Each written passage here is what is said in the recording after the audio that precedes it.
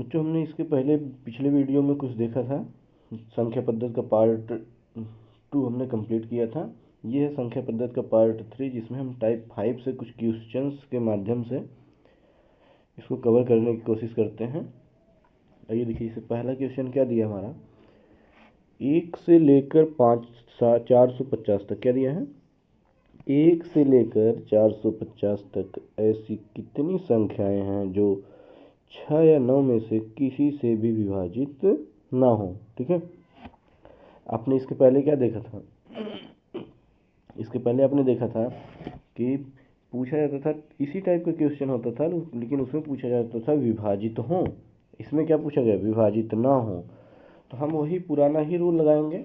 जो बच्चे हमारे पुराने वीडियो नहीं देखें, ये वाला देख रहे हैं इसकी ओर, उनसे रिक्वेस्ट है कि आप पुराना वीडियो देखें तो आपको ज़्यादा क्लियर समझ में आएगा। ठीक है,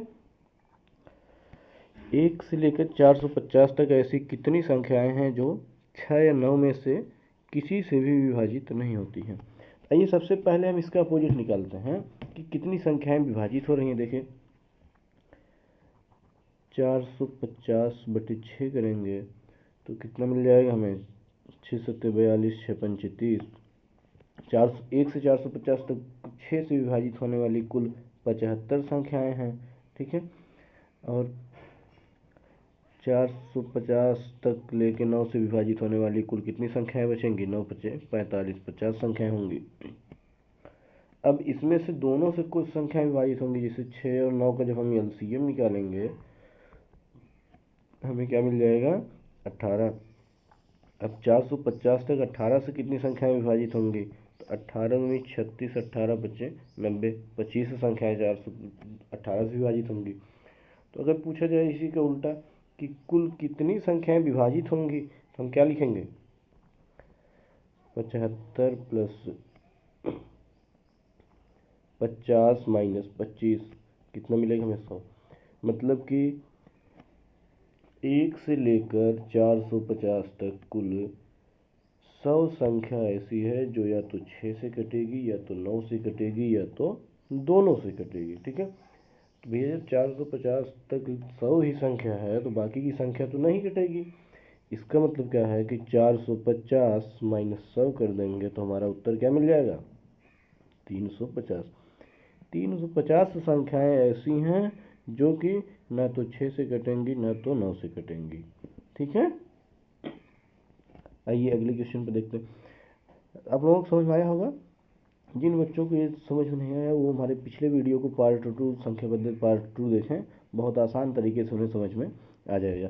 यहाँ से क्वेश्चन पूछा गया है, आई थिंक ये क्वेश्चन हमारा आरपीएफ एसआई 2018 में पूछा गया है। किसमें पूछा गया है, आरपीएफ एसआई 2018 का पूछा गया क्वेश्चन है, ये है हमारा। आप 2018 के पेपर सेट उठा के देखिए, 2 या 3 दिन में पेपर हुआ था, उसमें कहीं ना कहीं आपको मिल जाएगा। अब देखिए अगला क्वेश्चन क्या है, 4 क्रमागत अभाज्य संख्याएं हैं जिनमें से प्रथम 3 का गुणनफल 385 तथा अंतिम 3 का गुणनफल 1000 है, तो सबसे बड़ी और सबसे छोटी संख्या क्या क्या बताना है, हमें अंतर बताना है।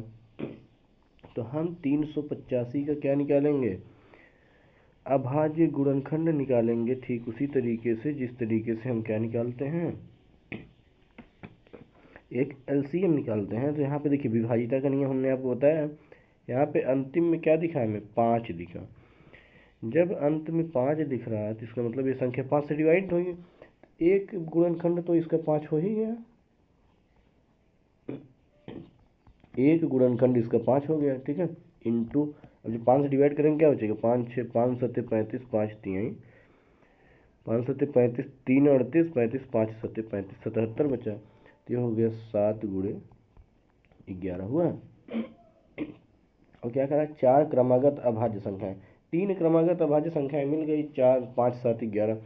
अब क्या है, 1000 का अगर हम निकालेंगे तो आप थोड़ा सा माइंड लगाएंगे, क्वेश्चन से इसको समझने की कोशिश करेंगे तो आपको यही मिल जाएगा, 5 गुणे 7 गुणे 11, 11 के बाद कौन सी अभाज्य संख्या आती है, 13 आती है।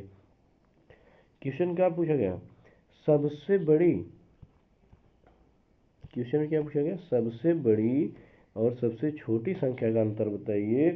तो सबसे बड़ी संख्या इसमें क्या हो गई, 13 हो गई, और सबसे छोटी संख्या क्या हो गई, 5 हो गई। तो 13 और 5 का अंतर कितना आ गया, हमारा आंसर 8 आ गया। तो इस टाइप के क्वेश्चन को हम इस तरीके से सॉल्व करते हैं।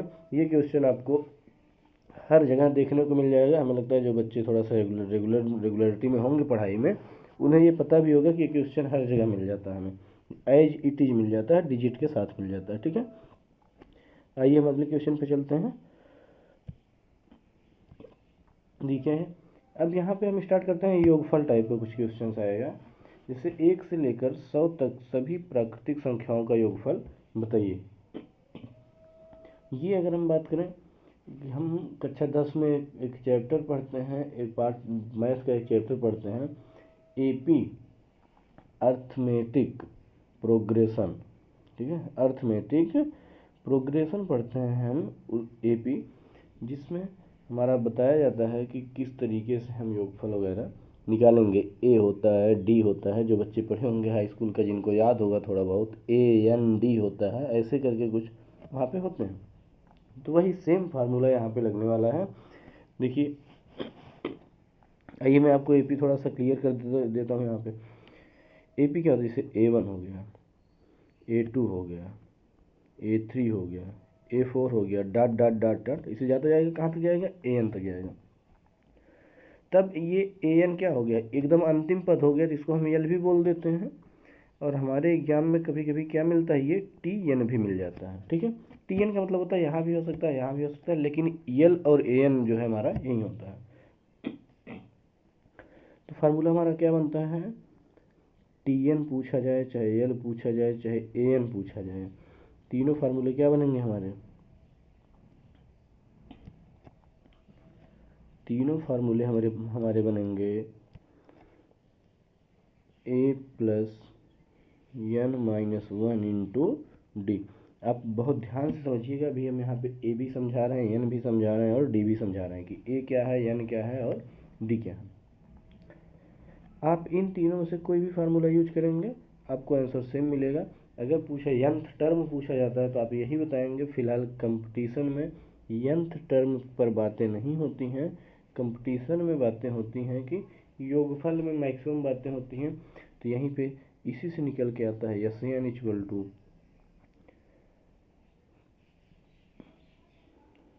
A 2A n/2, यहाँ पे आ जाएगा 2A plus n-1 into D, ये हो जाएगा हमारा बड़ा ब्रैकेट। ठीक है, तो ये हमारे मिलते हैं। अब आइए यहाँ पे हम इसके बेसिक के बारे में जानने की कोशिश करते हैं थोड़ा सा, कि क्या होते हैं बेसिक इसके। ठीक है, इसको हम इरेज कर दे रहे हैं।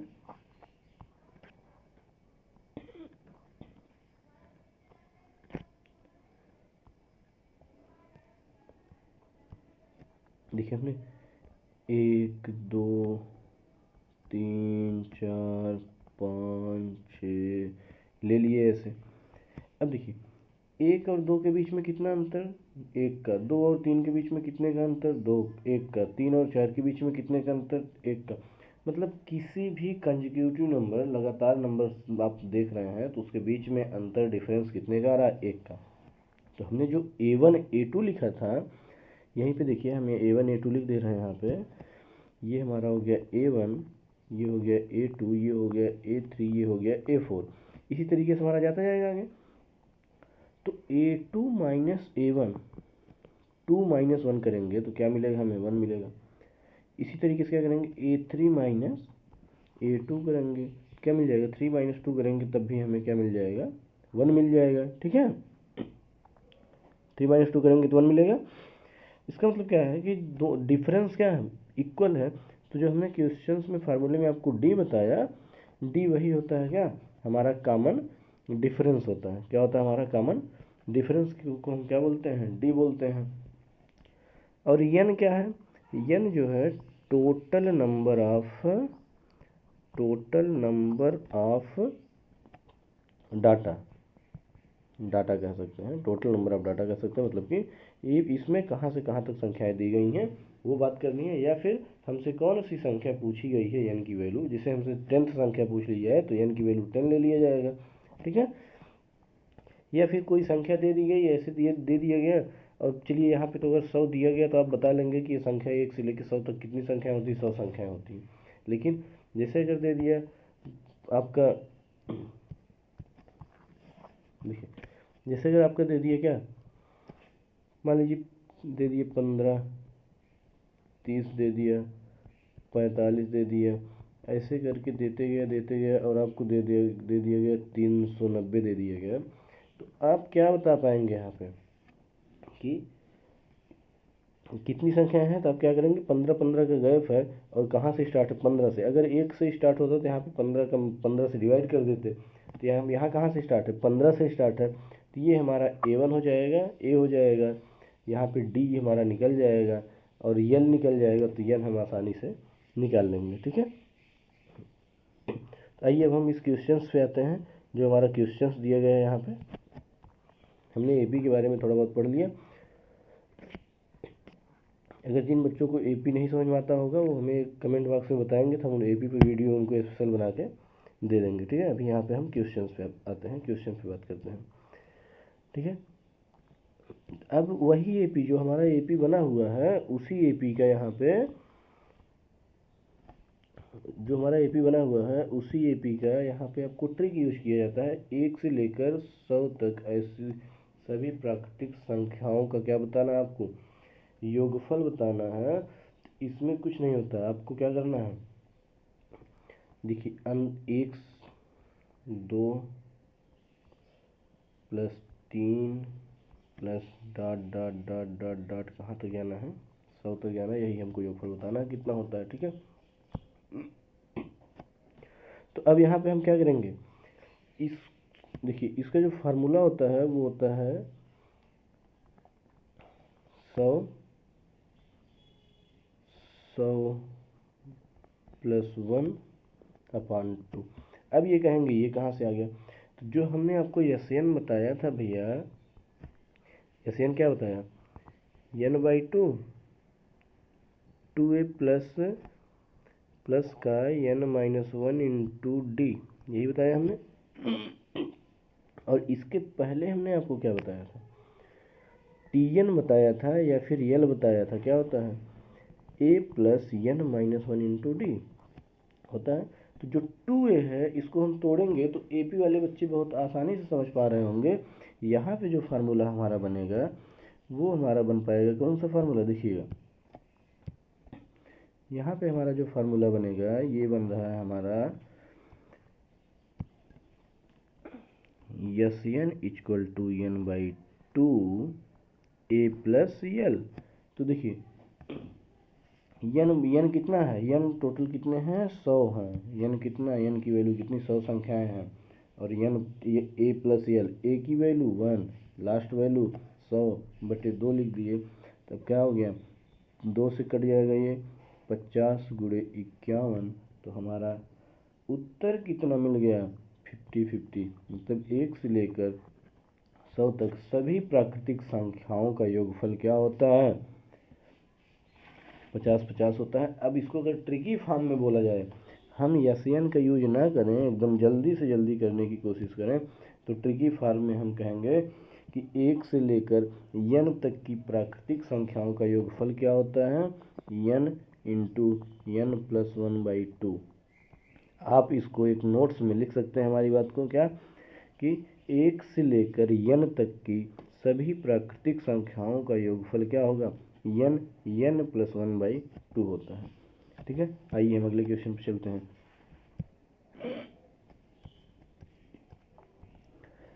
सेम क्वेश्चन, 1 से लेकर 500 तक की सभी प्राकृतिक संख्याओं का योगफल बताना है। तो हमें क्या करना है, n प्लस 1/2 कर देंगे। क्या हो गया भैया, 500 प्लस 1/2, तो क्या हो गया, 2 से कट जाएगा तो 250 गुणे 501। जब आप मल्टीप्लाई करेंगे तो 25 × 25 और 25 × 125, ये जीरो हमारा यहाँ आ जाएगा, ये हमारा क्या हो जाएगा, आंसर हो जाएगा, ठीक है। आइए हम अगले क्वेश्चन पे चलते हैं। क्या दिया, के प्रथम n गुणज का योगफल क्या होता है। ये होता है, इसे देखिए, के प्रथम n गुणज का योगफल क्या होता है।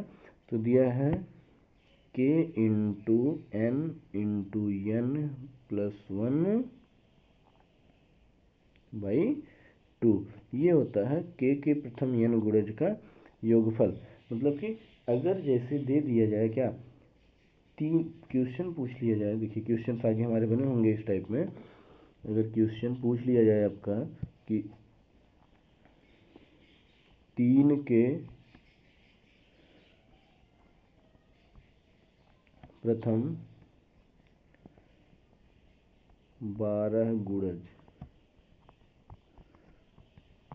का योगफल बताइए। आप क्या करना है, योगफल आप बताइए। तो कैसे निकालेंगे, के प्लेस पे क्या आ गया, के प्लेस पे क्या आ गया, 3 आ गया। तो हम लिखेंगे 3 इंटू n के प्लेस पे क्या आया, 3 इंटू n के प्लेस पे क्या आ गया, n के प्लेस पे 12 आ गया। तो 12 और 12 प्लस 1 बटे 2, तो 2 छक्का 12 क्षेत्रिक 18 गुणे 13 करेंगे तो 13 अट्ठा 104, 13 अट्ठा 104 और 13 इक्के 13 10 23 234 आ गया। ठीक है, तो हमारा इस टाइप के क्वेश्चन का आंसर क्या हो गया, 234 हो गया। आइए अगला क्वेश्चन हम चलते हैं। देखिए दिया ना, 7 के प्रथम 15 गुणज का योगफल बताइए। 7 के प्रथम 15 गुणज का योगफल बताइए। तो हम वही फार्मूला लगा देंगे, क्या 7 इंटू 15 और 15 प्लस 1 लगा देंगे बटे 2 कर देंगे। तो क्या होगा, 7 गुणे 15 गुणे 16 बटे 2, 2 अठे 16, तो 15 अट्ठा 120 और 12 सते 84, तो कितना हो गया, 840 हो गया। कैलकुलेशन आपका थोड़ा सा इजी होना चाहिए, फास्ट होना चाहिए। ठीक है, अगला क्वेश्चन क्या है कि प्रथम n विषम संख्याओं का योगफल क्या होता है, n स्क्वायर होता है। प्रथम n विषम संख्याओं का योगफल क्या होता है, n स्क्वायर होता है। यहाँ पे आपको विशेष ध्यान जो देना है वो क्या है, यहाँ क्या दिया, प्रथम, अगर यही संख्या कहीं बीच से उठा ली जाएगी तो ये फार्मूला वहाँ पे काम नहीं करेगा। ध्यान दीजिएगा, प्रथम n विषम संख्याओं का योगफल क्या होता है, n स्क्वायर होता है। ठीक है, जैसे अगर दे दिया कि प्रथम 4 विषम संख्याओं का योगफल बताइए। प्रथम 4 विषम संख्याओं का योगफल बताइए। तो क्या हो जाएगा भाई, 4 की पावर 2, तो 4 इंटू 4 कितना हो जाएगा, 16 हो जाएगा।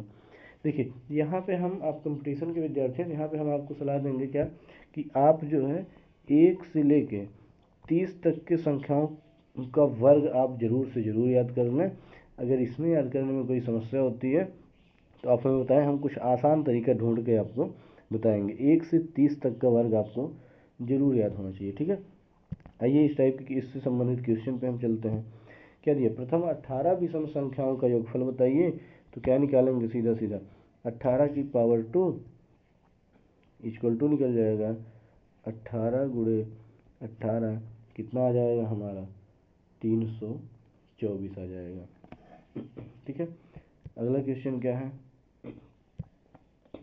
1 से लेकर 44 तक की सभी विषम संख्या का योगफल बताइए। देखिए यहाँ पे ध्यान देना, लगातार संख्याएं दी गई हैं 1 2 3 4। तो आप बताइए, जब हम लिखते हैं क्या 1 2 3 4 5 6 संख्याएं टोटल लिख ली। अब इन 6 संख्याओं में हम आपको समझाने की कोशिश करते हैं। देखिए, 1 विषम संख्या, 3 विषम संख्या, 5 विषम संख्या।